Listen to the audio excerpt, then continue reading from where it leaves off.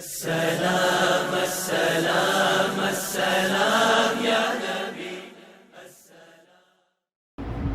نحمده ونصلي ونسلم على رسوله الكريم اما بعد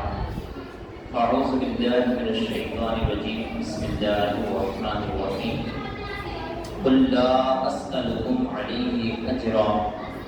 الا الموده في القربى صدق الله مولانا العظيم وبلغنا رسوله النبي الامين المكين الكريم ونحن على ذلك لمن الشاهدين والشاكرين والمطمئنين والحمد لله رب العالمين۔ آئیے نہایت ہی ادب اور احترام کے ساتھ ساری کائنات کے رہبر عقیدت میرے اور آپ کے پیارے آقا جناب احمدی مجتبیٰ حضرت محمد مصطفیٰ صلی اللہ تعالی علیہ وسلم کی بارگاہ گوہر ناز میں اپنی غلامی کا ثبوت پیش کرتے ہوئے بآواز بلند ہدیہ درود پاک پیش کیجیے، پڑھیے اللہم صلی علی سیدنا مولانا محمد وعلی آل سیدنا مولانا محمد وبارک وسلم۔ سلام و سلام علیک یا رسول اللہ صلی اللہ تعالی علیہ وسلم۔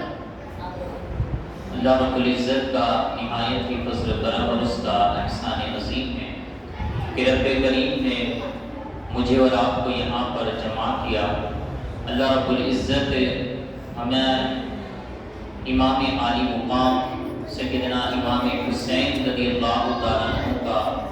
صحیح طریقے سے ادب و احترام کے ساتھ ذکر کرنے سننے سنانے کی توفیق عطا فرمائے اور اس کا بہتر سے بہتر ہمیں صلہ نصیب فرمائے۔ کسی شاعر نے کہا ہے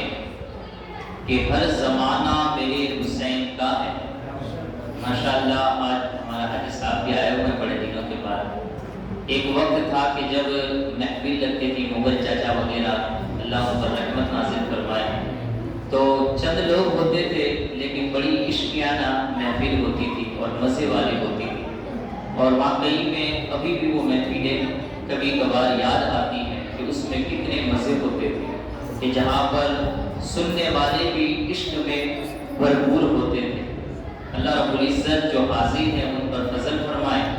اور جو غیر حاضر ہیں اللہ رب العزت ان پر اپنی رحمتوں کا نزول فرمائے، ان کی مغفرت فرمائے اور جنت الفردوس میں اعلیٰ سے اعلیٰ اپنے مقام عطا فرمائے۔ ہر زمانہ میرے حسین کا ہے، ہر زمانہ میرے حسین کا ہے، ہر دیوانہ میرے حسین کا ہے، ہر دیوانہ میرے حسین کا ہے، ہر زمانہ میرے حسین کا ہے، ہر دیوانہ میرے حسین کا ہے، جس کے سائے سے یہ کائنات بنی، جس کے سائے سے یہ کائنات بنی، ایسا نانا میرے حسین کا ہے، ایسا نانا میرے حسین کا ہے، جس کے سائے سے یہ کائنات بنی، ایسا نانا میرے حسین کا ہے، ہر زمانہ میرے حسین کا ہے۔ اور فرماتے ہیں کہ جس جگہ حور بنائے جاتے ہیں، جس جگہ حور بنائے جاتے ہیں، ایسا کارخانہ میرے حسین کا ہے، ایسا کارخانہ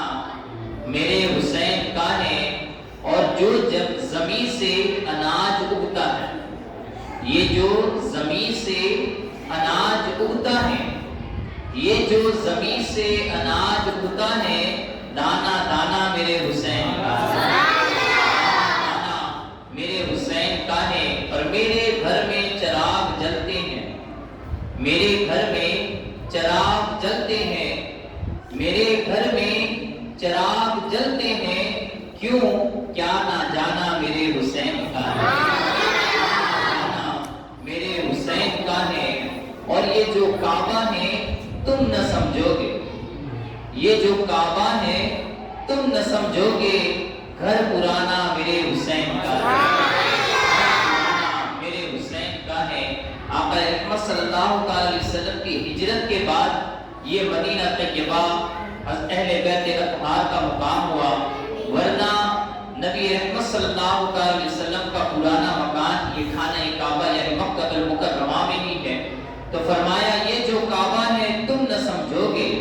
یہ جو کعبہ ہے تم نہ سمجھو گے، گھر پرانا میرے حسین کا ہے، گھر پرانا میرے حسین کا ہے، تم جسے آسماں سمجھتے ہو، تم جسے آسماں سمجھتے ہو، سامیانہ میرے حسین کا ہے، میرے حسین کا ہے۔ باب خیبر جس نے اکھاڑ دیا، باب خیبر جس نے اکھاڑ دیا، ایسا بابا میرے حسین کا ہے، ایسا بابا میرے حسین کا ہے۔ مٹ گیا دور اب یزیدیوں کا، مٹ گیا دور اب یزیدیوں کا، اب زمانہ میرے حسین کا ہے، میرے حسین کا ہے، ہر زمانہ میرے حسین کا ہے، ہر دیوانہ میرے حسین کا ہے۔ درود پاک پڑھیے، اللہم صلی علی سیدنا و مولانا محمد وعلی آل سیدنا و مولانا محمد مبارک وسلم۔ سلام و سلام علیک یا رسول اللہ صلی اللہ تعالی علیہ وسلم۔ اس سے پہلے کہ 2 روز کے اندر جو ہم نے گفتگو کی، تو ان گفتگو کے اندر پہلے دن ہم نے صحابہ کرام کے تعلق سے کچھ باتوں کو سماعت کیا، اور اس کے بعد کل کے روز ہم نے اہل بیت اطہار کے فضائل کلام مجید کی روشنی میں بیان کیے۔ انشاءاللہ العزیز ہمیں مختصراً کچھ اور باتیں کر کے کربلا کے سفر کی جانب روانہ ہونا ہے۔ اس سے پہلے جو ہم نے کل کی نشست میں اہل بیت اطہار کے فضائل کو سماعت کیے، وہ کلام مجید کی روشنی میں تھے، چونکہ اللہ نے اپنے نبی کے اہل خانہ کو وہ شان اور وہ مقام عطا فرمایا ہے کہ ان کا تذکرہ کلام مجید میں بھی بیان کیا گیا ہے، اور آقا رحمت صلی اللہ علیہ وسلم نے بھی اپنی زبان سے ان کے مقام اور مراتب کو بیان فرمایا ہے۔ اور کیونکہ اللہ نے اہل بیت اطہار کو وہ شان اور وہ مقام عطا فرمایا ہے، آپ دیکھیں حدیث مبارکہ اس سے بھری پڑی ہے۔ کوئی تنگ نظر ہو تو ہو سکتا ہے اسے وہ نظر نہ آئے، جیسا کہ ہم نے کل سنا تھا کہ وہ بادشاہ نے سمجھ لیا تھا کہ مجھے سمجھنا ہی نہیں ہے۔ ایسے ہی کوئی تنگ نظر ہو کہ مجھے دیکھنا ہی نہیں ہے تو ہو سکتا ہے کہ اسے نظر نہ آئے، ورنہ اللہ اور اللہ کے رسول نے اہل بیت اطہار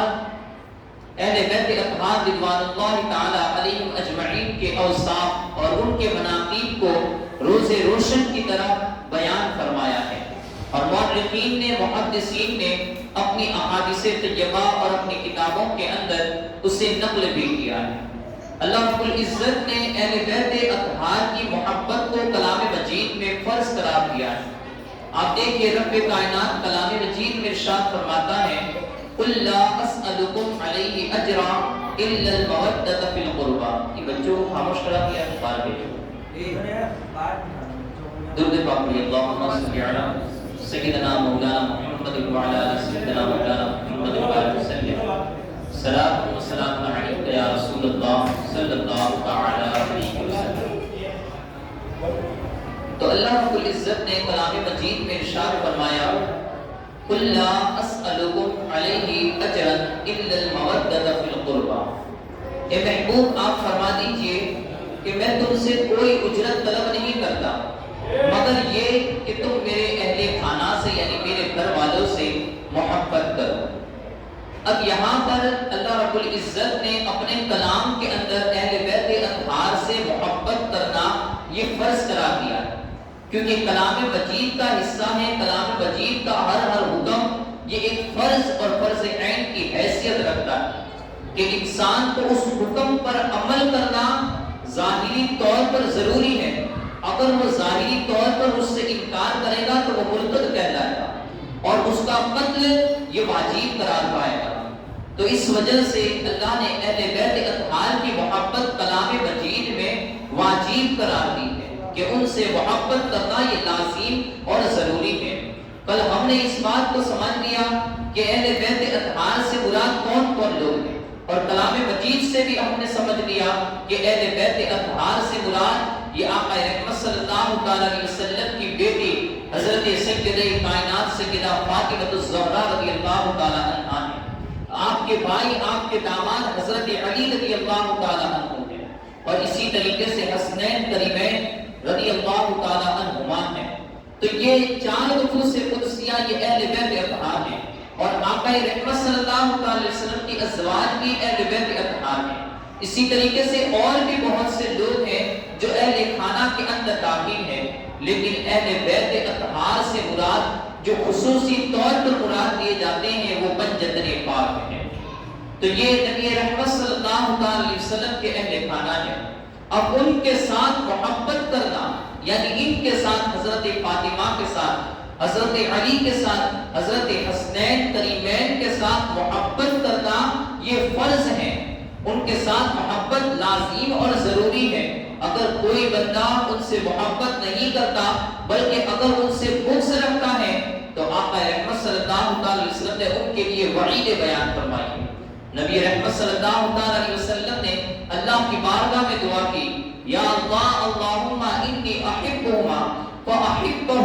اے اللہ میں ان سے محبت کرتا ہوں. حضرت نبی رحمت صلی اللہ علیہ وسلم نے ارشاد فرمایا کہ میں حسین سے محبت کرتا ہوں، میں حسنین سے محبت کرتا ہوں، میں علی اور فاطمہ سے محبت کرتا ہوں، اے میرے مالک تو بھی ان سے محبت فرما.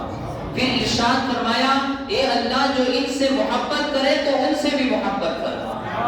اب اگر کوئی اپنے آپ کو اللہ کا محبوب بنانا چاہتا ہے تو اسے چاہیے کہ وہ حسنین سے محبت کرے، وہ علی اور فاطمہ سے محبت کرے. لیکن اگر کسی نے یہ ٹھان لی ہو کہ مجھے اپنے رب کا دوست نہیں بلکہ دشمن بننا ہے تو پھر وہ اپنے دل کے اندر حسنین کا بغض پیدا کر لے، رب خود ہی اس کا دشمن بن جائے گا. اس لیے کہ نبی رحمت صلی اللہ علیہ وسلم نے ارشاد فرمایا اے اللہ میں ان سے محبت کرتا ہوں تو بھی ان سے محبت فرما، اور جو ان سے محبت کرے ان سے بھی تو محبت فرما. پھر آگے ارشاد فرماتے ہیں اے اللہ اگر کوئی انہیں ناراض کرے یا کوئی انہیں دشمن بنائے میرے مولا تو ان لوگوں کو اپنا دشمن بنا دے. اب وہاں پر اگر آپ نے حسنین سے دشمنی کی تو اللہ سے دشمنی کرنے کی ضرورت نہیں ہے بلکہ اللہ خود ہی تمہیں اپنا دشمن بنا لے گا. اللہ خود ہی تمہیں اپنا دشمن بنا لے گا. تو یہ اہل بیت اطہار کے تعلق سے حدیث مبارکہ ایسی سینکڑوں ہیں کہ جس کے اندر نبی رحمت صلی اللہ علیہ وسلم نے حسنین سے محبت کرنے والوں کو یہ جنت کی خوشخبریاں عطا فرمائی ہیں. اہل بیت اطہار پر جتنے پاک سے محبت کرنے والوں کو جنت الفردوس کی خوشخبریاں عطا فرمائی ہیں، اور ان سے بغض رکھنے والوں کو جہنم کی بھی انہیں بھی خوشخبری عطا فرمائی ہے کہ جو میرے حسنین سے محبت کریں گے تو ان کے لیے یہ خبر ہے کہ وہ جہنم میں ڈالے جائیں گے. اور آقا رحمت صلی اللہ علیہ وسلم نے کس طریقے سے اپنے اہل خانہ اور اپنے اہل بیت کی محبت کو واجب فرمایا. فرماتے لا یؤمن ابدا حتی اکون احب الیہ من نفسہ وتکون عترتی احب الیہ من عترتہ واہلی احب الیہ من اہلہ وذاتی احب الیہ من ذاتہ. فرمایا تم میں سے کوئی شخص اس وقت تک مومن نہیں ہو سکتا، تم میں سے کوئی شخص اس وقت تک ایمان والا نہیں ہو سکتا ہے جب تک کہ وہ اپنی ذات سے زیادہ میری ذات سے محبت نہ کرے، وہ اپنی ذات سے زیادہ اپنے آپ سے زیادہ مجھ سے محبت نہ کرے، وہاں تک وہ ایمان والا نہیں ہو سکتا ہے. تمہیں اپنے آپ سے اپنے آقا کو محبوب ماننا ہوگا، محبوب جاننا ہوگا اور انہیں محبوب رکھنا ہوگا، تبھی تم ایمان والے کہے جا سکتے ہو. پھر آقا نے آگے ارشاد فرمایا وَتَكُونَ عِتْرَتِي أَحَبَّ إِلَيْهِ مِنْ عِتْرَتِهِ، اور تمہیں اپنے اہل و عیال سے اپنی اولاد سے زیادہ نبی کی اولاد سے محبت کرنی ہوگی. تم اس وقت ایمان والے کہے جاؤ گے. تمہیں اپنی اولاد پیاری ہے، نبی کی اولاد سے کوئی غرض نہیں، ان کی اولاد کو تم محبوب نہیں جانتے ہو، ان کی محبت کو لازم نہیں جانتے ہو. آقا ارشاد فرماتے وہ مومن نہیں ہے، وہ ایمان والے نہیں ہے. فرمایا وَأَهْلِي أَحَبَّ إِلَيْهِ مِنْ أَهْلِهِ، اپنے گھر والوں اپنے رشتہ داروں سے زیادہ میرے رشتہ داروں سے تمہیں محبت کرنی ہوگی. اگر تم میرے رشتہ داروں سے زیادہ اپنے رشتہ داروں سے محبت کرتے ہو تو پھر تمہارے ایمان کے اندر کمی ہے، تم ایمان کامل والے نہیں ہو. پھر فرمایا وہ ذاتی احب الیہ من ذاتی، تمہیں اپنی ذات سے زیادہ میرے اہل خانہ کی ذاتوں سے یہ محبت کرنی ہوگی۔ تو گویا کہ نبی رحمت صلی اللہ علیہ وسلم کے خاندان سے محبت کرنا یہ ایمان کے شرائط میں داخل ہے، ایمان کے ضروریات کے اندر داخل ہے کہ تمہیں آقا رحمت صلی اللہ علیہ وسلم کے خاندان والوں سے محبت کرنی ہے۔ ہمیں کرنی ہے، جو اپنے ایمان کو مکمل رکھنا چاہتا ہے وہ اہل بیت اطہار سے محبت کرتا ہوگا، لیکن جو آخرت میں جہنم کو حاصل کرنا چاہتا ہے تو وہ اہل بیت اطہار سے بغض و عناد رکھے گا۔ نبی رحمت صلی اللہ علیہ وسلم نے یہاں تک حدیث مبارکہ میں ہے، حضرت عبداللہ ابن عباس رضی اللہ تعالی عنہما سے یہ روایت ہے، فرماتے ہیں کہ آقا رحمت صلی اللہ علیہ وسلم نے ارشاد فرمایا لو ان رجلا سعید بین الرکن والمقام فصلى وصام ثم مات وهو مبغض لأهل بيت رسول الله صلی اللہ علیہ وسلم دخل النار۔ اب دیکھیں حدیث مبارکہ اور اس کے الفاظ پر غور کیجئے کہ کتنی بڑی بات حضرت عبداللہ ابن عباس بیان فرما رہے ہیں۔ حضرت عبداللہ ابن عباس رضی اللہ تعالی عنہما فرماتے ہیں کہ آقا رحمت صلی اللہ علیہ وسلم نے ارشاد فرمایا کہ اگر کوئی شخص حج کرنے کے لیے جائے اور خانہ کعبہ کے اندر بین الرکن والمقام، خانہ کعبہ اور مقام ابراہیم اس کے بیچ میں رکن ہے جو وہاں حتیم کعبہ ہے، اس حتیم کعبہ کے اندر اللہ رب العزت اسے یہ مقام اور یہ موقع عطا فرمائے کہ وہاں پر وہ پہنچ جائے اور 2 رکعت نماز ادا کرنے لگے۔ فرمایا کہ وہ وہاں پر پہنچ جائے، ایک تو یہ کہ وہاں پر پہنچنا یہ بہت بڑے نصیبے کی بات ہے کہ وہاں خانہ کعبہ کے اندر نماز کا مل جانا یہ بڑے اونچے نصیب کی بات ہے، لیکن میرے آقا رحمت صلی اللہ علیہ وسلم نے اپنی آخری کیل ٹھوکتے ہوئے فرمایا، کہا کہ اللہ کسی کا اتنا اونچا نصیبہ بھی فرما دے کہ وہ خانہ کعبہ تک پہنچ جائے، خانہ کعبہ کے اندر پہنچ جائے، بین الرکن والمقام حتیم کعبہ میں پہنچ جائے اور وہاں جا کر پھر اسے نماز کی مہلت بھی مل جائے، نماز پڑھنے کا بھی وقت مل جائے، وہ سامہ اور حالت بھی یہ ہو کہ وہ روزے سے بھی روزے کی حالت میں بھی ہو، نماز کی بھی حالت میں ہو، اور پھر نماز بھی کسی اور جگہ پر نہیں ہے، کسی اور مسجد نہیں ہے، خانہ کعبہ کے اندر وہ نماز پڑھ رہا ہے، ثم مات، اور پھر اس حالت میں اسے موت آ جائے۔ کبھی کبھار ہم بھی ایسی امید لگاتے ہیں کہ اللہ ہمیں مدینے کی گلیاں عطا فرما دے، اور مدینے کی وہ گلیوں کے اندر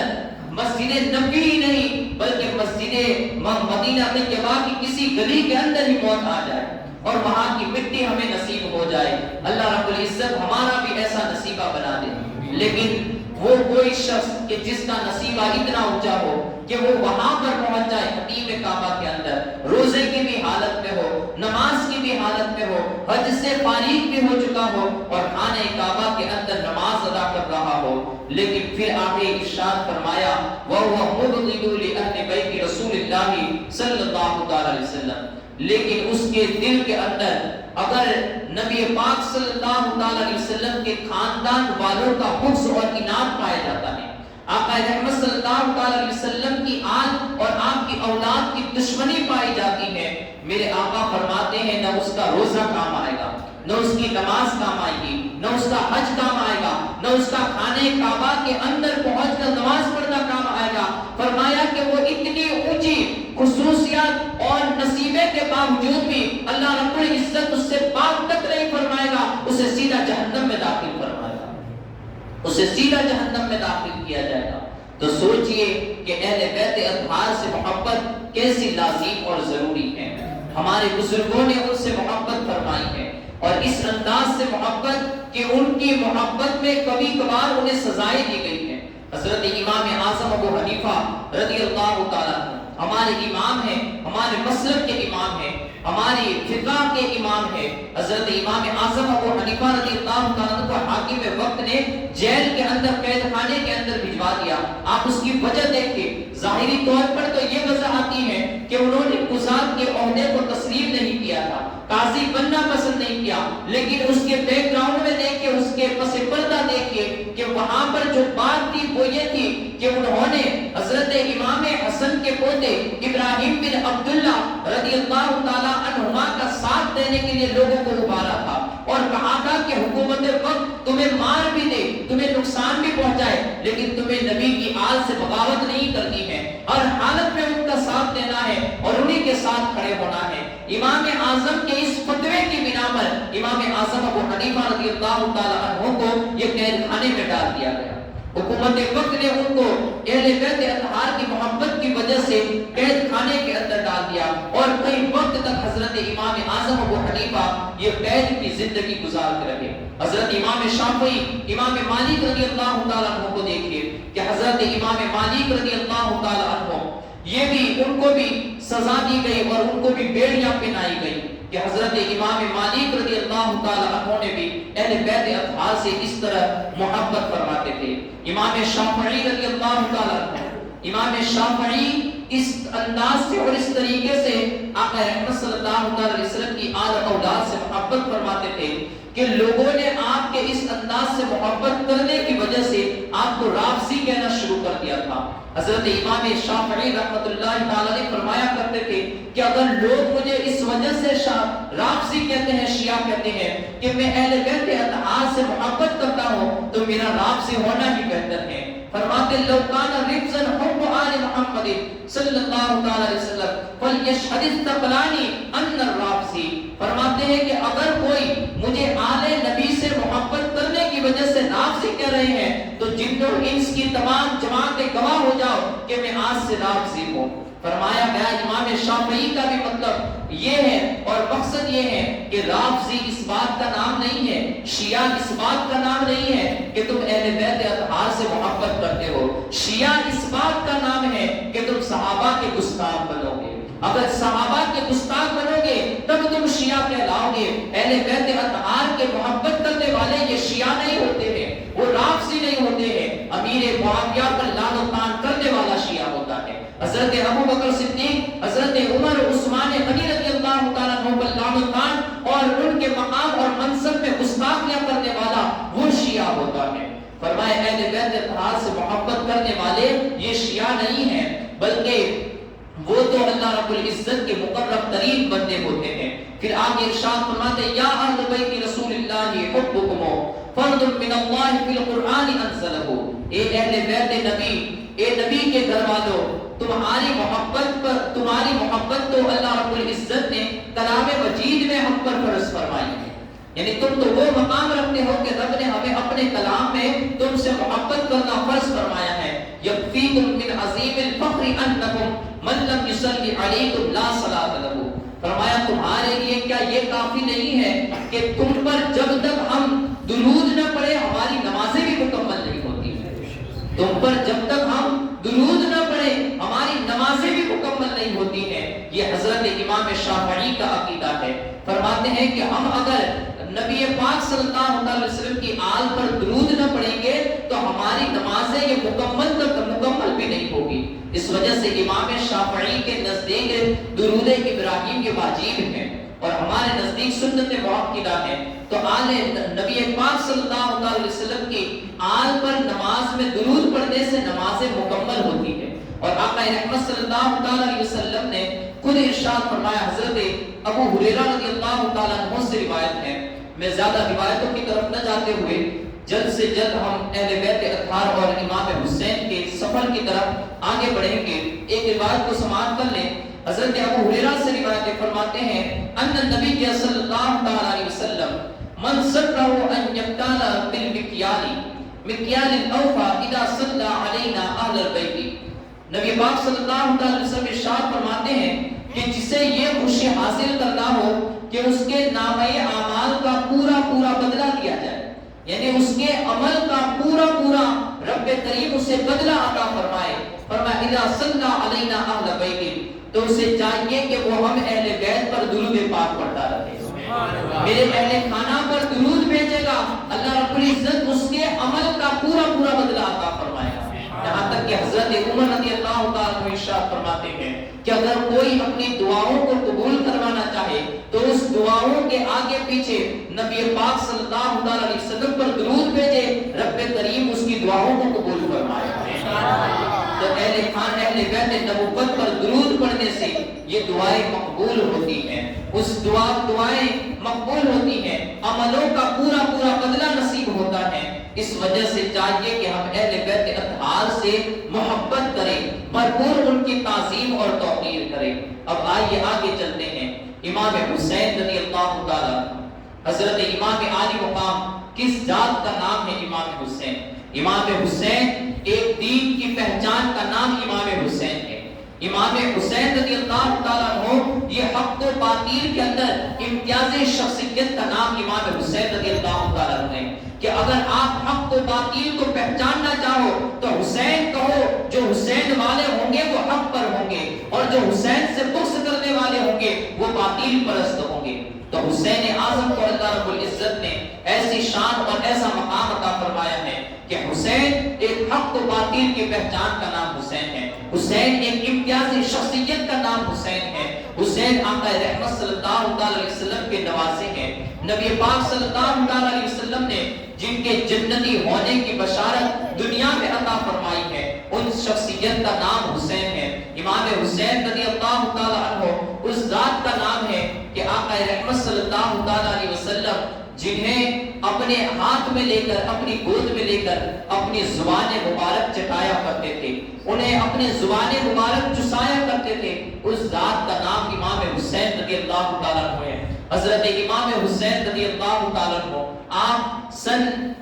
4 ہجری کے اندر 5 شعبان المعظم کے دن 5 شعبان المعظم کو آپ کی ولادت باسعادت ہوئی۔ آپ جس وقت پیدا ہوئے اور اس سے پہلے حضرت عباس رضی اللہ تعالیٰ عنہ کی بیوی حضرت ام الفضل بنت حارث رضی اللہ تعالیٰ عنہما نے ایک خواب دیکھا، اور جیسے ہی خواب سے بیدار ہوئی تو آقا رحمت صلی اللہ علیہ وسلم کے پاس دوڑی آئی، کہا کہ یا رسول اللہ صلی اللہ علیہ وسلم میں نے ایک بہت ہی برا خواب دیکھا ہے۔ نبی پاک صلی اللہ علیہ وسلم نے ارشاد فرمایا کہ ام الفضل کیوں اتنی حیران لگ رہی ہو، کیوں اتنی پریشان ہو، کیا خواب دیکھا ہے، کیسا خواب دیکھا ہے، ذرا مجھے بتاؤ تو صحیح۔ حضرت ام الفضل بنت حارث نے کہا کہ یا رسول اللہ صلی اللہ علیہ وسلم بڑا ہی ڈراؤنا خواب ہے، جس خواب کو دیکھتے ہی میرے بدن سے پسینے جاری ہو گئے اور میں پریشانی کے عالم میں آپ کی بارگاہ میں آ چکی ہوں۔ حضرت نبی رحمت صلی اللہ علیہ وسلم نے ارشاد فرمایا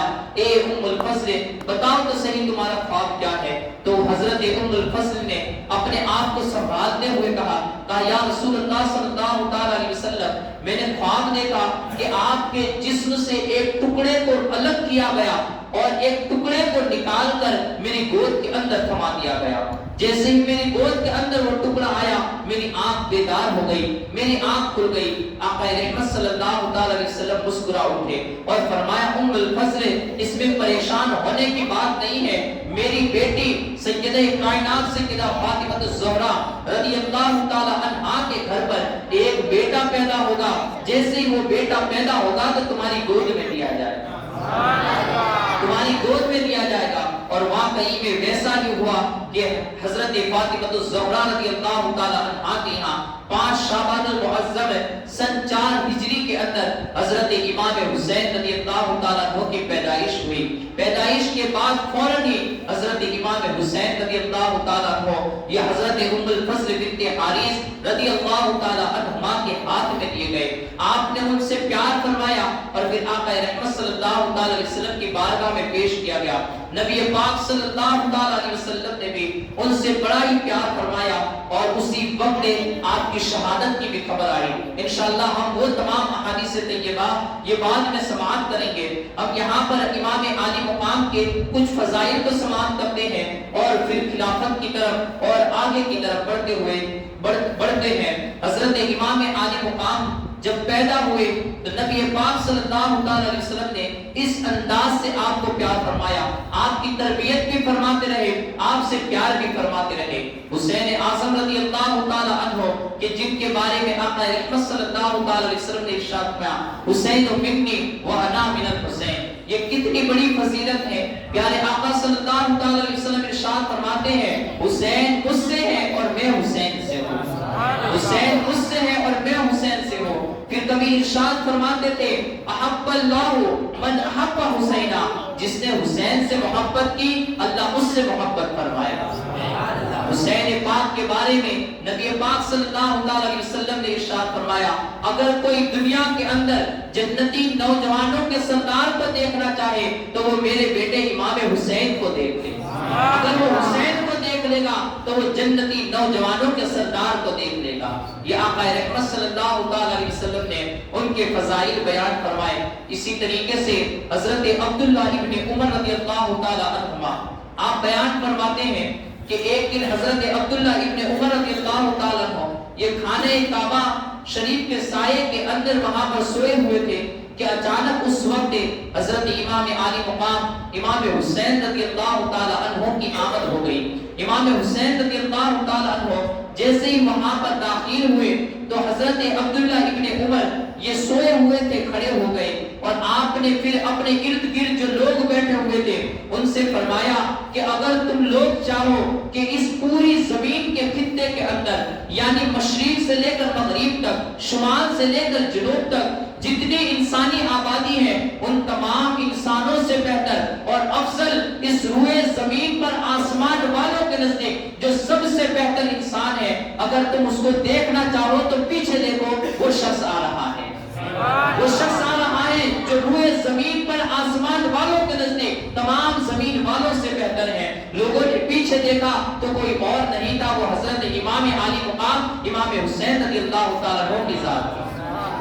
تو حضرت عبداللہ ابن عمر کی اس روایت سے پتا چلا کہ حضرت عبداللہ ابن عمر رضی اللہ تعالیٰ عنہ اور بڑے بڑے صحابہ کبار رضوان اللہ تعالیٰ علیہم اجمعین یہ بھی حضرت امام عالی مقام کی تعظیم کیا کرتے تھے، ان کی عزت اور احترام کا خیال رکھا کرتے تھے۔ حضرت عمر رضی اللہ تعالیٰ عنہ جیسی شخصیت یہ بھی جب حضرت حسین رضی اللہ تعالیٰ عنہ آتے تھے تو اپنے ممبر سے نیچے اتر جایا کرتے تھے، انہیں اپنی گود میں بٹھا لیا کرتے تھے، ان سے پیار فرمایا کرتے تھے۔ بے شمار ایسی روایات ہیں جس نے صحابہ کرام یہ اہل بیت اطہار سے اور حسنین قریبین سے بے حد پیار فرمایا کرتے تھے اور ان کو پیار کر کے لوگوں کو دکھاتے تھے کہ دیکھو کہ اہل بیت اطہار سے اس طریقے سے محبت کرنی چاہیے، اہل بیت اطہار سے اس انداز سے پیار کرنا چاہیے۔ حضرت ابو بکر صدیق رضی اللہ تعالیٰ عنہ یہ خود ارشاد فرماتے ہیں کہ میں نبی پاک صلی اللہ علیہ وسلم کے خاندان والوں کے ساتھ چند لمحے کے لیے ان کے ساتھ صلہ رحمی کرنا، ان کے ساتھ اچھے سلوک سے پیش آنا 1000 سال کی عبادت سے بہتر سمجھتا ہوں۔ حضرت عبداللہ ابن مسعود رضی اللہ تعالیٰ عنہ فرماتے ہیں کہ ان کی صحبت میں بیٹھنا اور ان کے پاس رہنے سے اللہ رب العزت تمہیں 1 سال کی عبادتوں کا ثواب عطا فرمائے۔ یہ اہل بیت اطہار کی محبت ہے۔ صحابہ کرام نے اس انداز سے حسنین قریبین کی محبت کو لوگوں کے اندر بیان فرمایا۔ حضرت ایسی بہت ساری روایتیں حضرت ماں فاطمہ الزہرا رضی اللہ تعالی عنہا یہ فرماتی ہیں کہ ایک وہ حضرت حسن اور امام حسین رضی اللہ تعالی عنہما کو لے کر نبی پاک صلی اللہ علیہ وسلم کی بارگاہ میں پہنچی اور وہاں پر پہنچ کر آقا رحمت صلی اللہ علیہ وسلم کی بارگاہ میں عرض گزار ہوئی کہ یا رسول اللہ صلی اللہ علیہ وسلم آپ اپنے بیٹوں کو کچھ عطا فرمائیے۔ نبی پاک صلی اللہ علیہ وسلم نے اپنے دونوں بیٹوں کو اپنے ہاتھ میں لیا،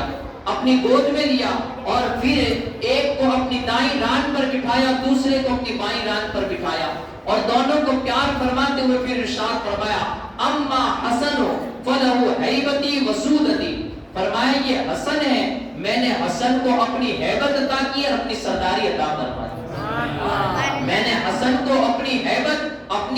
اپنا روب و دبدبا اپنے حسن کو عطا فرمایا اور سرداری عطا فرمائی۔ اور واقعی میں آقا رحمت صلی اللہ علیہ وسلم تو جامع الکلیم تھے، وہ جو آپ نے ارشاد فرمایا وہ اس انداز سے پورا ہوتا ہوا نظر آیا اور آتے قیامت تک کی آنکھیں وہ دیکھیں گی کہ کس انداز سے میرے آقا رحمت صلی اللہ علیہ وسلم کا یہ قول پورا ہوتا ہوا نظر آئے گا۔ حضرت امام حسن رضی اللہ تعالیٰ عنہ کو وہ ہیبت اور وہ روب و دبدبا عطا کیا گیا۔ ایک مرتبہ روایت میں آتا ہے کہ حضرت امام حسن رضی اللہ تعالیٰ عنہ کے یہاں پر ایک مہمان آئے، حضرت امام حسن رضی اللہ تعالیٰ عنہ نے اپنی لونڈی کو اپنی جو کام کرنے والی جو نوکرانی تھی اس سے حکم دیا، کہا کہ مہمان کے لیے اچھے کھانوں کا انتظام کیا جائے۔ اب اس نے باندی نے ہر طریقے سے انتظام کیا، مہمان کے لیے دسترخوان بھی لگا دیا گیا، لیکن آخر میں وہ ایک شوربے کا پیالہ لے کر آ رہی تھی۔ شوربے کا پیالہ لے کر جیسے ہی وہاں پر پہنچنے والی تھی کہ اچانک اسے پاؤں میں کچھ ٹھوکر لگی کہ جس کی وجہ سے وہ پیالہ حضرت امام حسن رضی اللہ تعالی عنہما کے اوپر گر گیا۔ حضرت امام حسن کے رعب اور دبدبے کا یہ عالم تھا کہ اس باندی کو پسینے چھوٹ گئے اور اس نے سوچ لیا کہ کہیں ایسا نہ ہو کہ میرے اوپر ان کی رعب اور دبدبے کا یہ غصہ، یہ غضب میرے اوپر اتر نہ جائے۔ اسی وقت اس نے کلام مجید کی آیت پڑھنا شروع کر دی، والقاظمین الغیظ والعافین عن الناس واللہ یحب المحسنین۔ حضرت امام اعظم جہاں پر رعب و دبدبا کے مالک تھے وہیں پر عاجزی اور انکساری بھی بھرپور پائی جاتی تھی۔ اس لونڈی کے اس غضب والے حالت کو دیکھ کر اس کی حالت تبدیل ہو گئی تھی، لیکن جیسے ہی اس نے خدا کی یاد دلائی فرمایا والقاظمین الغیظ، اور غصے کو پی جانے والے، والعافین عن الناس، لوگوں کو معاف کر دینے والے، واللہ یحب المحسنین، اور اللہ رب العزت ایسوں کو پسند فرماتا ہے، احسان کرنے والوں کو پسند فرماتا ہے۔ حضرت امام حسن رضی اللہ تعالیٰ عنہ جن کی حالت ابھی ایک طرف غیظ و غضب کی تھی، اسی وقت جب کلام مجید کی اس آیت مبارکہ کو سنا کہ والقاظمین الغیظ، غصے کو پی جانے والوں کو اللہ پسند فرماتا ہے، فوراً آپ نے اس لونڈی کو آزاد کر اس لونڈی کو معاف فرما دیا، کہا جا میں نے تجھے معاف کر دیا، اللہ کی رضا کی خاطر تجھے معاف کر دیا۔ لونڈی نے فوراً دوسرا کلمہ پڑھا والعافین عن الناس، کہا کہ لوگوں کو معاف فرما دینے والے،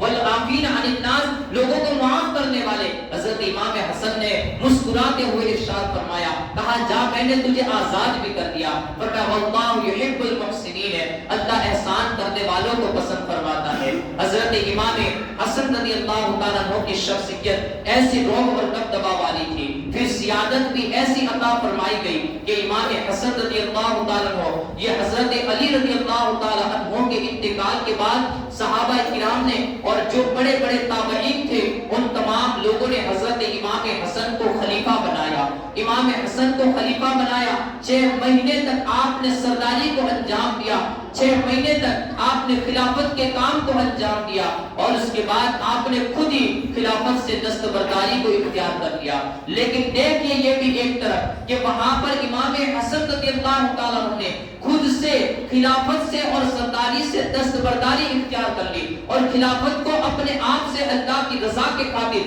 مسلمانوں کے اندر خون نہ بہے اس وجہ سے آپ نے سرداری سے پیچھے ہٹ گئے۔ لیکن رب کریم نے بھی کیسا اونچا بدلہ عطا فرمایا کہ حضرت امام حسن رضی اللہ تعالی عنہ ہی کی اولاد سے حضرت امام مہدی کو پیدا فرمائے گا۔ حضرت امام مہدی امام حسن کی نسل سے پیدا ہوں گے، اور پھر وہ وقت آئے گا کہ قیامت تک کی آنکھیں دیکھیں گے۔ آقا رحمت صلی اللہ علیہ وسلم نے تو ہمیں غیب کی خبریں بتانے والے نبی نے ہمیں پہلے یہ خبریں عطا فرمائی ہے کہ زمین کا کوئی خطہ ایسا باقی نہیں رہے گا، یہاں تک کہ 7 سمندروں کے بیچ میں بھی اگر کوئی ٹیکری نکل جائے، اس کے اوپر بھی کوئی مکان ہو، چند مکان یا ایک قبیلہ رہتا ہو، تو وہاں پر بھی اگر کسی کی حکومت ہوگی تو وہ امام حسن کے بیٹے امام مہدی کی حکومت ہوگی۔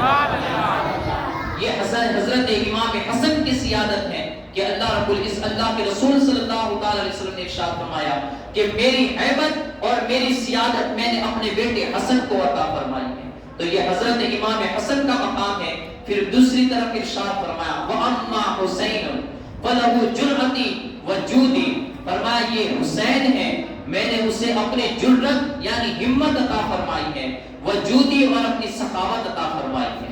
تو امام حسین رضی اللہ تعالیٰ عنہ کو اپنی جرأت، بہادری اور طاقت عطا فرمائی، اور انہیں اپنی سخاوت بھی عطا فرمائی۔ امام حسین کی جرأت کو دیکھیے، امام حسین کی جرأت کا تو اس بات سے ہی اندازہ لگایا جا سکتا ہے کہ جہاں پر تمام زبانیں خاموش ہو چکی تھی، حکومت وقت کے سامنے ہر ایک لرز جا چکا تھا، اور اس وقت کے بھی حق کی صدا کو اور حق کے کلمے کو کسی نے بلند کیا تھا تو وہ کوئی اور ذات نہیں تھی، علی کے بیٹے امام حسین رضی اللہ تعالیٰ عنہ کی ذات تھی، جو 22,000 کے لشکر کے سامنے بھی ڈٹا رہا، اپنے بیٹوں کو قربان کرتا رہا، لیکن اس وقت بھی اپنے قدموں کو پیچھے جس نے نہیں ہٹایا وہ امام حسین رضی اللہ تعالیٰ عنہ کی ذات تھی۔ اس سے بڑھ کر کوئی بہادری اور جرأت کیا ہو سکتی ہے کہ جہاں پر موت سامنے بھی ہو لیکن انسان کھلے دل کے ساتھ مسکراتے ہوئے وہ موت کا سامنا کر رہا ہو، اس سے بڑی جرأت اور بہادری کیا ہو سکتی ہے کہ جس نے صرف کسی ایک ظالم اور ایک بدبخت شخص کی بیعت نہ کرنے کی وجہ سے اپنے پورے خاندان کو قربان کر دیا، اللہ کے دین کو بچانے کی وجہ سے انہوں نے اپنے چھوٹے چھوٹے بچوں کو بھی اللہ کے دین پر قربان کر دیا، اس سے بڑی جرأت اور بہادری کیا ہو سکتی ہے۔ اور سخاوت کی طرف آ جائیے تو سخاوت تو امام حسین سے بڑھ کر کر ہی پہنچ سکتا تھا۔ امام حسین رضی اللہ تعالیٰ عنہ ایک سفر کے اندر تھے، حج کا سفر تھا کہ آپ کا جو زاد راہ کا اونٹ تھا وہ گم ہو گیا۔ اب زاد راہ کا اونٹ گم ہونے کی وجہ سے کھانے پینے کی کوئی اشیاء نہیں تھی، یہاں تک کہ ایک جھوپڑی کے پاس پہنچے، وہاں ایک بی بی بیٹھی ہوئی تھی، اسی کے پاس سے دودھ کو تسلیم کیا، پہلے پانی مانگا، اس نے پانی پلایا، پھر کہا کہ دودھ ہے، اس نے کہا کہ نہیں، میرے یہاں پر قحط سالی ہے اور دودھ نہیں ہے، یہاں پر ایسے ہی رزق کی تنگی ہے۔ اس نے جب یہ بات کہی کہ ہمارے پاس دودھ نہیں ہے تو وہیں پر باہر ایک بکری بندھی ہوئی تھی، امام حسین رضی اللہ تعالیٰ عنہ نے کہا کہ اگر تم اجازت دو تو ہم اس بکری کو دو لیتے ہیں، کیونکہ اس سفر کے اندر حضرت امام حسن اور حضرت عبداللہ بن جعفر طیار رضی اللہ تعالیٰ عنہما بھی اس سفر کے اندر موجود تھے۔ امام حسین کے کہنے پر اس نے بکری کو دے دیا، کہا کہ اس کے اندر اس کے تھن تو سکے ہوئے ہیں، کیسے اس کے اندر دودھ آ سکتا ہے؟ لیکن وہ نہیں جانتی تھی کہ یہ نبی پاک صلی اللہ علیہ وسلم کے نواسے ہیں۔ جب وہ دعا فرماتے تھے تو معبد کی بکری دودھ دینے لگتی تھی۔ یہ حسین ابن علی رضی اللہ تعالی عنہما ہے، فوراً اس نے حضرت آقا حسین نے اس کے دودھ بکری کے تھنوں پر ہاتھ پھیرا اور بکری نے دودھ دینا شروع کر دیا، دودھ دیا گیا، دودھ کو پیا گیا، اور اس کے بعد اس نے میزبانی بھی فرمائی۔ پھر یہ ہوا کہ ایک مرتبہ پھر قحط سالی کا زمانہ آ گیا اور وہی بڑھیا یہ مدینہ طیبہ کے اندر پہنچی، وہاں جا کر وہ کچھ تلاش کرنے لگی کہ کسی طریقے سے اس کا دن گزر جائے، کسی طریقے سے اس کا پیٹ بھر جائے، کہ حضرت امام حسین رضی اللہ تعالیٰ عنہ نے اسے عورت کو اس بڑھیا کو دیکھ لیا۔ امام حسین رضی اللہ تعالیٰ عنہ کے پاس جب وہ بڑھیا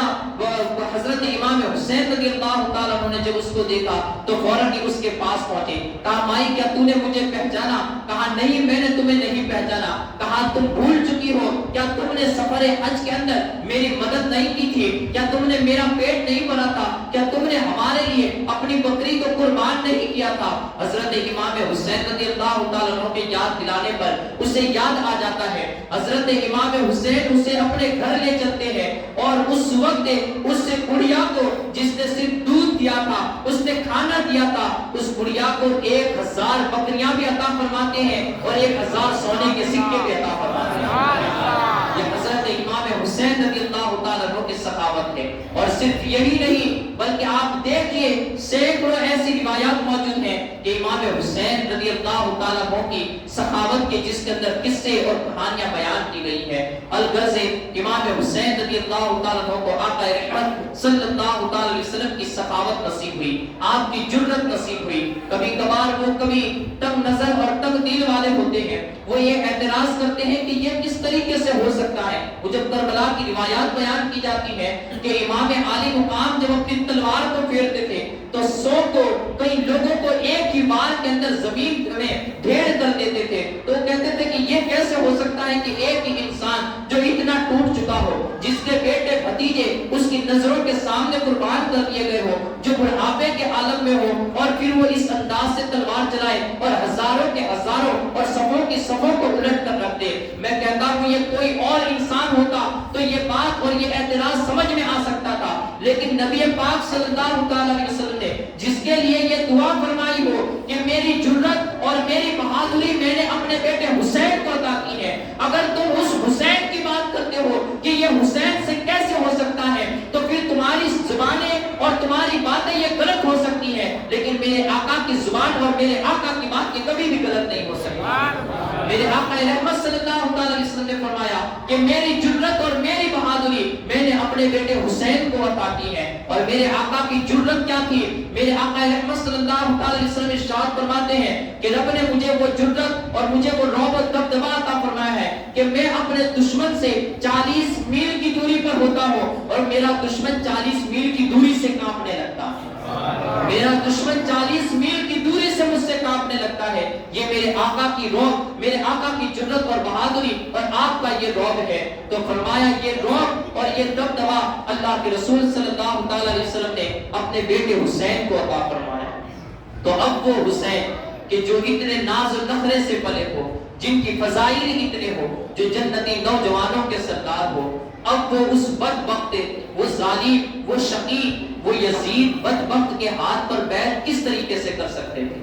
کہ جہاں پر وہ یزید کے بارے میں آپ دیکھیے کہ کوئی برائی ایسی نہیں تھی کہ جو اس کے اندر پائی نہ جاتی ہو۔ یعنی یزید کا مطلب ہی مزید ہوتا ہے کہ مزید کے یعنی تمام کے تمام برائیاں اس کے اندر پائی جاتی تھی، مزید کوئی برائی ایسی تھی نہیں جو یزید کے اندر پائی نہ جاتی ہو۔ تو یزید کا مطلب ہی مزید ہوتا ہے کہ تمام کے تمام برائیاں اس کے اندر پائی جاتی ہیں۔ بسا اوقات بہت سے لوگ یہاں پر اعتراض بھی کرتے ہیں کیونکہ یزید کے بھی کچھ وکیل ہوتے ہیں اور وہ بھی کہتے ہیں کہ جتنا یزید کو برا کہا جاتا ہے اتنا تھا نہیں،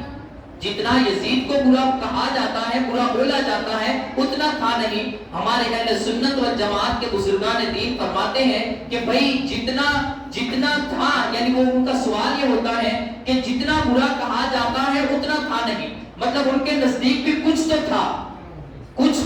کہ کچھ تو برا تھا۔ ہم یہ ہے کہ کچھ زیادہ کہتے ہیں، تو ہمارے وہ بزرگان دین فرماتے ہیں کہ جتنا تھا اتنا تم ہی بیان کر دو، کہ جتنا وہ برا تھا اتنا تم اپنی زبانوں سے بیان کر دو۔ تو وہ وکیل کچھ اس انداز کے بھی ہوتے ہیں کہ یزید کو آج جتنا برا کہا جاتا ہے اتنا تھا نہیں، حالانکہ اس کے اندر کوئی برائی ایسی نہیں تھی کہ جو پائی نہیں جاتی ہو۔ کچھ لوگ یہ بھی اعتراض کرتے ہیں کہ یہ جو یزید کی برائیاں بیان کی گئی ہے وہ مورخین نے بیان کی ہے، محدثین نے نہیں۔ یعنی حدیث کے لینے والوں نے تو یزید کی کوئی برائی بیان نہیں کی ہے، بلکہ جو پچھلے علماء آئے انہوں نے یزید کی برائی کی ہے۔ ہم یہ کہتے ہیں، اہل سنت والجماعت کے مقتدر علماء یہ کہتے ہیں، اور اہل سنت والجماعت کا ہر امام یہ کہے گا کہ اگر آپ کا کہنا یہ ہے کہ محدثین نے یزید کو برا نہیں کہا ہے، تو محدثین کی کتابوں میں ایک حدیث ایسی بتا دو کہ جو یزید سے روایت کی گئی ہو۔ امام عالی مقام امام حسن اور امام حسین سے سینکڑوں روایت تمہیں دوسری کتابوں حدیث کی کتابوں میں نظر آ جائے گی، لیکن یزید سے بھی کوئی روایت ہو تو وہ بھی بتا دی جائے۔ تو گویا کہ محدثین نظام جو ایک جھوٹے شخص سے ایک حدیث نہیں لیتے تھے۔ حضرت امام بخاری رضی اللہ تعالیٰ عنہ ایک مہینے کا سفر کرنے کے بعد ایک جگہ پر پہنچے اور وہاں جا کر دیکھا کہ وہ حدیث لینے کے لیے پہنچے تو وہ جو صاحب روایت تھے ان سے ایک چھوٹا سا برائی کا عمل پایا گیا کہ ان سے ایک سنت، یعنی یوں سمجھئے کہ وہ مکروہ تنزیہی والا عمل تھا۔ جب حضرت امام بخاری رضی اللہ تعالیٰ عنہ نے یہ عمل دیکھا کہ وہ مکروہ تنزیہی والا عمل کر رہے ہیں، حضرت امام بخاری مہینے کا سفر کر کے گئے تھے، حدیث لیے بغیر واپس چلے آئے۔ محدثین اعظام تو اس انداز سے حدیثیں لیتے تھے کہ اگر کسی کے اندر ذرہ برابر جھوٹ کا شائبہ ہوتا تھا تو وہ بھلے کتنا لمبا سفر کر کے جاتے لیکن اس کے پاس سے حدیث نہیں لیتے تھے، اس کے پاس سے علم دین کو حاصل نہیں کرتے تھے۔ اور امام حسین سے تو 17 روایتیں موجود ہیں کہ محدثین اعظام نے 16 سے 17 روایت یہ حضرت امام حسین سے پائی جاتی ہے کہ جو امام حسین یا امام حسن رضی اللہ تعالیٰ عنہ سے روایت کی گئی ہے۔ تو یہ صحابی رسول بھی ہے اور ساتھ ہی ساتھ محدثین اعظام نے ان سے حدیثوں کو بھی روایت کیا ہے۔ آقا رحمت صلی اللہ علیہ وسلم کے دین کی جنہوں نے تبلیغ فرمائی ہے۔ اب اس طرف یزید کو دیکھیے کہ محدثین اعظام نے ایک حدیث اس سے نہیں لی تو پھر اس کا مطلب کیا ہے کہ اس کے اندر کوئی ایسی اچھائی نہیں ہوگی کہ جس کی وجہ سے اس سے حدیث روایت کی جائے۔ وہ شراب نوشی کیا کرتا تھا، وہ زنا کاری کیا کرتا تھا، اور بلکہ اس مسجد کے اندر اس بدبخت کے کارناموں کو کیا بیان کیا جائے کہ جس نے اپنے اہل خانہ یعنی محرمات کے ساتھ بھی بدبختیاں کرنا یہ بھی روا کر دیا تھا۔ کہ بدبختیاں وہ پھوپھی اور خالہ لوگوں کے ساتھ بھی وہ بدبختیاں کیا کرتا تھا، یہاں تک کہ اس نے وہ زمانے جاہلیت والی رسم و رواج کہ جہاں پر باپ کا انتقال کے بعد اگر باپ کی 2 بیویاں ہوتی تو بیٹا جس ماں سے ہوتا اور اس کی سوتیلی ماں ہوتی تو اس کی سوتیلی ماں کو وہ رکھیل بنا لیتا تھا۔ یزید نے اس بات کو بھی پھر اسلام کے آنے کے بعد ایجاد کیا کہ اس نے اپنی سوتیلی ماں کو اپنی رکھیل بنائی، معاذ اللہ رب العالمین۔ وہ یزید بدبخت جس کے الفاظ یہ تھے جب کربلا کا مار کا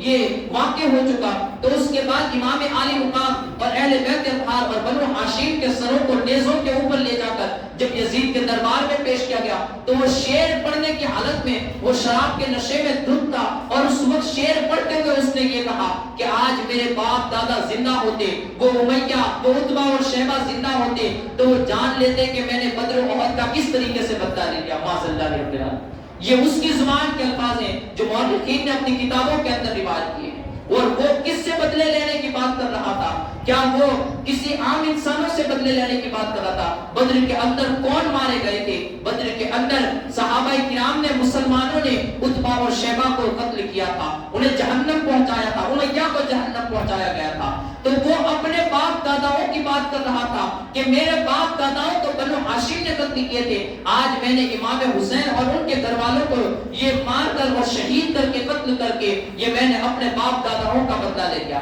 جو باپ دادا کافر تھے وہ اسلام لانے کے بعد انہیں یاد کر رہا تھا، معاذ اللہ العالمین۔ جبکہ صحابہ کرام کی سیرت کو دیکھیے، حضرت ابو عبیدہ بن جراح رضی اللہ تعالیٰ عنہ میدان جنگ میں موجود ہیں، اور وہاں پر جراح جو 100 سواروں کے سامنے بھاری ہوتا تھا، اور وہ جراح نے اپنے بیٹے ابو عبیدہ کی تربیت اپنے ہاتھوں سے فرمائی تھی۔ وہاں پر پورے مسلمانوں کے لشکر میں کوئی ایسا شخص موجود نہیں تھا جو جراح کے مقابلے کے لیے نکل سکے سوائے حضرت ابو عبیدہ بن جراح کے، کیونکہ ابو عبیدہ جو جراح کے بیٹے تھے اور وہ صحابی رسول تھے، عشرے مبشرین میں سے تھے، اور انہوں نے جنگ کی تربیت اپنے باپ سے سیکھی تھی۔ وہ جانتے تھے کہ مجھے اپنے باپ سے مقابلہ کس انداز سے کرنا ہے۔ آقا رحمت صلی اللہ علیہ وسلم کی بارگاہ میں میدان جنگ قائم ہے، جراح کئی مرتبہ للکارتا رہا کہ میرے مقابلے کے لیے کسی کو بھیجا جائے، لیکن مسلمانوں کے لشکر میں سے اپنے گھوڑے کو ایڑی کوئی نہیں دے رہا تھا، اور اس وقت حضرت ابو عبیدہ بن جراح رضی اللہ تعالیٰ نے آقا رحمت صلی اللہ علیہ وسلم سے اجازت طلب کی، آقا مجھے اجازت دیجئے میں اپنے باپ کا سر کاٹ کے لا کے آپ کے قدموں میں ڈال دوں گا۔ نبی پاک صلی اللہ علیہ وسلم نے اجازت نہیں دی۔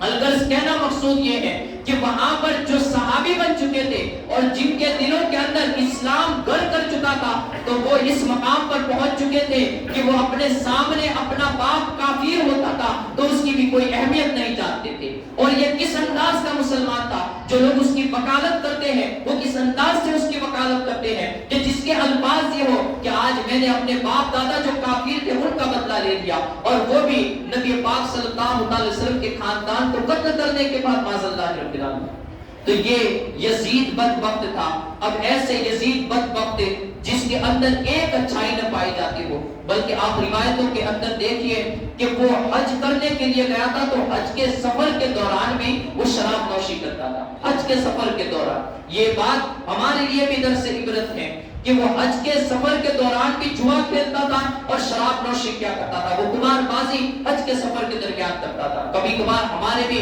چند نوجوان ایسے ہوتے ہیں جو اجمیر شریف جاتے ہیں تو ٹرین کے اندر وہ بھی جوا کھیلنے لگتے ہیں، تو اس طریقے سے وہ طبیعت پرست اور طبیعت پسند بن جاتے ہیں، اور وہ برائیاں جو دل کے اندر گھر کر جاتی ہیں وہ پھر اتنے اچھے سفر کے وقت بھی وہ نیکی کی طرف ہمیں مائل نہیں ہونے دیتی ہے، وہ اپنے ہاتھ میں تسبیح نہیں پکڑنے دیتی ہے، بلکہ اس وقت بھی وہی موبائل کے اندر فلمیں اور جوا بازی ہوتی رہتی ہیں۔ حالانکہ جو اچھے اور شریعت پسند ہوتے ہیں، امام عالی مقام کے چاہنے والے لوگ ہوتے ہیں، وہ جب کسی اچھائی کی طرف مائل ہوتے ہیں تو پورے اچھے انداز میں بن کر مائل ہوتے ہیں، اپنے آپ کو سدھار کر اور وہاں کے لائق بنا کر اپنے آپ کو پیش کرتے ہیں۔ اس وجہ سے ہمارے لیے بھی یہ درس عبرت ہے کہ ہم یزید والے نہ بنے، یزید کے کارناموں والے نہ بنے، بلکہ امام عالی مقام کا نام لیتے ہیں، ان کے نام جس طریقے سے ان کا نام لیتے ہیں ان کے کردار کو بھی اپنائیں، ان کے کردار والے بنے اور امام عالی مقام سے سچی محبت کریں اور ایسی محبت کریں کہ ان کے راستے کو اپنائیں۔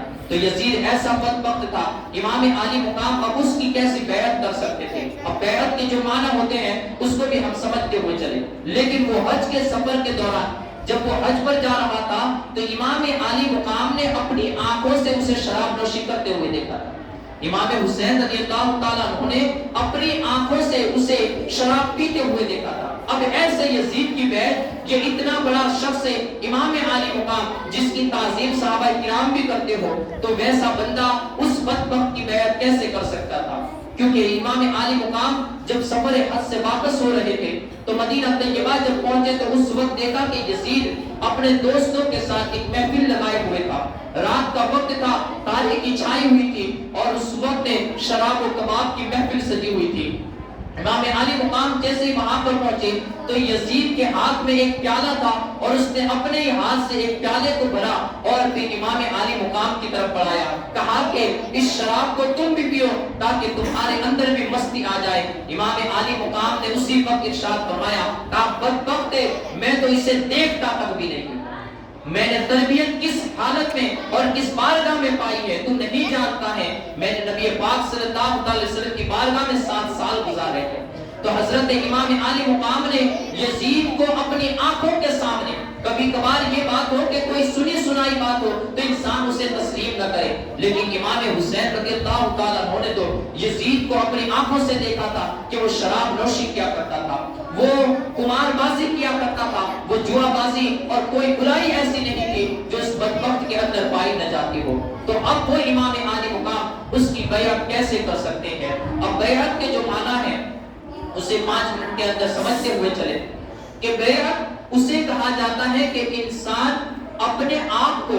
سامنے والے پر قربان کر دے, یعنی جس کے ہاتھ پر وہ بیعت کر رہا ہے تو وہ اپنے ارادے بھی اس کے حوالے کر دے, یعنی اب جو اس کا حکم ہوگا وہ اس کا ارادہ بن جائے گا. یہ نہیں کہ جیسے آج کے طور پر آج کے زمانے میں جو بیعت ہوتی ہے پیری مریدی والی بیعت کہ ہم نے پیر کے ہاتھ پر بیعت کی لیکن پھر پیر کی بات کو نہیں ماننا ہے. پیر صاحب نے کہا نماز پڑھنی ہے لیکن ہمیں اپنی طبیعت کی ماننی ہے. پیر صاحب نے کہا تمہیں صبح کے وقت یہ عمل کرنا ہے لیکن ہمیں سو رہنا ہے, یہ اپنی طبیعت کی بات ہوتی ہے. تو الغرض سے لیکن اس وقت کی جو بیعت ہوتی تھی وہ اس ایسی بیعت ہوتی تھی کہ اگر ہم نے کسی کے ہاتھ پر بیعت کر لی تو اس کا حکم یہ ہمارا ارادہ بن جاتا تھا. اگر وہ ہماری ارادے کے مخالف میں بھی بات کرے لیکن اس بات کو بھی ماننا یہ انسان ضروری سمجھ لیتا تھا, اسے بیعت کہا جاتا ہے. اب بیعت کا جو رواج تھا یہ نبی پاک صلی اللہ علیہ وسلم نے عطا فرمایا تھا. آقا رحمت صلی اللہ علیہ وسلم کے انتقال کے بعد جو سب سے پہلے بیعت کا معاملہ پیش آیا وہ حضرت سیدنا ابوبکر صدیق رضی اللہ تعالی عنہ کا پیش آیا. اب بیعت یہ کوئی زبردستی والا معاملہ نہیں تھا کہ جس میں کسی انسان کو زبردستی سے کوئی انسان زبردستی اس حکومت یا خلافت کو اپنے ہاتھ میں لے لے, بلکہ نبی پاک صلی اللہ علیہ وسلم کی تعلیم اور تربیت اس انداز کی تھی کہ مسلمان تمام کے تمام کسی ایک شخص پر راضی ہو جائے تو اسی کو اپنا خلیفہ تسلیم کر لے, اسی کو اپنا خلیفہ بنا لے. اور واقعی میں ایسا ہی ہوا کہ پیارے آقا صلی اللہ علیہ وسلم نے اپنی حیات میں کسی کو خلیفہ نہیں بنایا تھا, لیکن صحابہ کرام نے, مہاجرین اور انصار نے حضرت سیدنا ابوبکر صدیق کو خلیفہ بنایا. اب پھر یہ بھی ایک طریقہ ہے کہ خلیفہ خود یا اصل خود اپنے آپ کا کوئی نائب نامزد کر دے, یعنی اس کا نام لے کر بول دے کہ میرے بعد یہ شخص خلیفہ مقرر ہوگا تو پھر اس کو خلیفہ مانا جائے. تو اب سیدنا ابوبکر صدیق رضی اللہ تعالیٰ عنہ نے اپنے بعد حضرت سیدنا عمر رضی اللہ تعالیٰ عنہ کو یہ نامزد فرمایا, یعنی ان کو خلیفہ اپنے آپ سے ہی مقرر فرما دیا. اب حضرت عمر رضی اللہ تعالیٰ عنہ کے بعد جب آپ کا انتقال ہوا تو پھر حضرت عمر نے کسی کو نامزد نہیں فرمایا لیکن 6 لوگوں کے نام بتا دیے, اور وہ 6 کے 6 یہ عشرے مبشرین میں سے تھے. حضرت علی رضی اللہ تعالیٰ عنہ, حضرت عثمان, حضرت عبد الرحمن بن عوف, اور اسی طریقے سے حضرت طلحہ اور حضرت زبیر اور حضرت عبد الرحمن بن عوف رضی اللہ تعالیٰ عنہ. ان 6 کے نام بتائے اور کہا کہ یہ 6 لوگ کسی ایک کو خلیفہ مقرر کر دے تو مسلمانوں کو چاہیے کہ ان 6 میں سے کسی ایک کے بیعت کو کر لے. اب اس کے بعد حضرت عثمان غنی رضی اللہ تعالیٰ عنہ یہ خلیفہ مقرر ہوئے. 12 سال تک حضرت عثمان غنی خلافت انجام دیتے رہے. پھر اس کے بعد حضرت علی کا زمانہ آیا جب اس وقت بھی یہ بات آئی کہ خلافت مقرر کر دی جائے. حضرت عثمان غنی رضی اللہ تعالیٰ عنہ چونکہ شہید کر دیے گئے تھے, کسی کو خلیفہ نامزد نہیں کیا گیا تھا, تو اب پھر مسلمانوں کی شورا لگی اور اس وقت حضرت علی رضی اللہ تعالیٰ عنہ کے پاس لوگ جمع ہوئے اور کہا کہ اے مولا کائنات، اب آپ ہی ایسے ہیں کہ جو اس خلافت کو انجام دے سکتے ہیں. لیکن حضرت علی رضی اللہ تعالیٰ عنہ نے پہلے انکار کر دیا، کہا کہ نہیں، میں اپنے اندر وہ طاقت نہیں پاتا ہوں کہ جس کی وجہ سے میں خلافت کو سر انجام دے سکوں. لیکن حضرت عبد الرحمن بن عوف کے اصرار کرنے کے بعد حضرت علی رضی اللہ تعالیٰ عنہ نے خلافت کی ذمہ داری یہ اپنے سپرد کر لی، اپنے حصے میں لی، اور اس کے بعد پھر تمام مسلمانوں نے حضرت علی کو خلیفہ مقرر کیا. حضرت علی نے بھی اپنے انتقال کے وقت کسی کو نامزد نہیں فرمایا، بلکہ یہ فرمایا کہ اگر تمام مسلمان کسی شخص پر اتفاق کر لے تو وہ خلیفہ مقرر ہوگا. تو اب لوگوں نے حضرت امام حسن کو خلیفہ مقرر کیا. امام حسن رضی اللہ تعالیٰ عنہ نے 6 مہینے تک خلافت کو انجام دیا اور حضرت امیر معاویہ رضی اللہ تعالیٰ عنہ کو خلافت سپرد کر دی. آقا رحمت صلی اللہ علیہ وسلم کی وہ پیشین گوئی جو نبی پاک صلی اللہ علیہ وسلم نے فرمایا تھا کہ میرے بعد 30 سال تک یہ خلافت چلے گی اور اس کے بعد پھر ملوکیت اور بادشاہت کا قیام ہو جائے گا، یعنی پھر بادشاہت قائم ہو جائے گی اور خلافت ختم ہو جائے گی. حضرت امام حسن رضی اللہ تعالیٰ عنہ کے 6 مہینے جیسے ہی ختم ہوئے وہ 30 سال بھی پورے ہوئے اور پھر خلافت حکومت کے اندر بدل گئی. حضرت امیر معاویہ رضی اللہ تعالیٰ عنہ یہ پہلے اسلام کے بادشاہ بنے اور اس کے بعد یہ ملوکیت کا دور شروع ہوا. اب جب حضرت امیر معاویہ رضی اللہ تعالیٰ عنہ یہ 20 سال تک حکومت کرتے رہے اور 20 سال کے بعد پھر جب آپ کا انتقال ہوا تو روایتوں میں آتا ہے کہ یزید نے سوچا کہ اب چونکہ میرے کارنامے تو اس قدر ہیں کہ جس کی وجہ سے کوئی صحابی اور نبی پاک صلی اللہ علیہ وسلم کے بڑے صحابہ یہ میری بیعت کریں گے بھی نہیں، تو اس وجہ سے اس نے یہ سوچا کہ کسی طریقے سے مسلمانوں کے اندر جو بڑے بڑے صحابہ ہیں ان کو قبضے کر لیا جائے. اگر وہ لوگ میری بیعت کر لیں گے تو پھر تمام کے تمام دوسرے مسلمان یہ میری بیعت کر لیں گے. تو اس وجہ سے اب اس نے اس انداز کو اختیار کیا کہ زبردستی کچھ لوگوں سے بیعت کرا لی جائے. جب وہ لوگ بیعت کر لیں گے تو پھر میں بھی خلیفہ اور میں بھی حاکم مقرر کر دیا جاؤں گا. تو اب جو اس نے زبردستی کا کھیل کھیلا اس کو انشاءاللہ العزیز کل سے سماعت کرتے ہوئے چلیں گے. رب کائنات کی بارگاہ میں دعا ہے اللہ رب العزت ہمیں نیک کام کرنے کی توفیق عطا فرمائے، برے کاموں سے بچائے، صراط مستقیم کی ہدایت نصیب فرمائے، ایمانی زندگی عطا فرمائے، ایمانی موت نصیب فرمائے. وآخر دعوانا ان الحمدللہ رب العالمین. کہنے سننے کے اندر اگر کوئی لفظیش یا بھول چک ہوئی ہو، کیونکہ یہ بڑے لوگوں کی باتیں ہیں، صحابہ کرام اہل بیت اطہار کی باتیں ہیں، نہایت ہی احتیاط کے ساتھ اس کو بولنا بھی پڑتا ہے. اس وجہ سے اگر کہنے سننے میں کوئی خطا لفظیش ہوئی ہو، اللہ رب العزت مجھے آپ سبھی کو معاف فرمائے.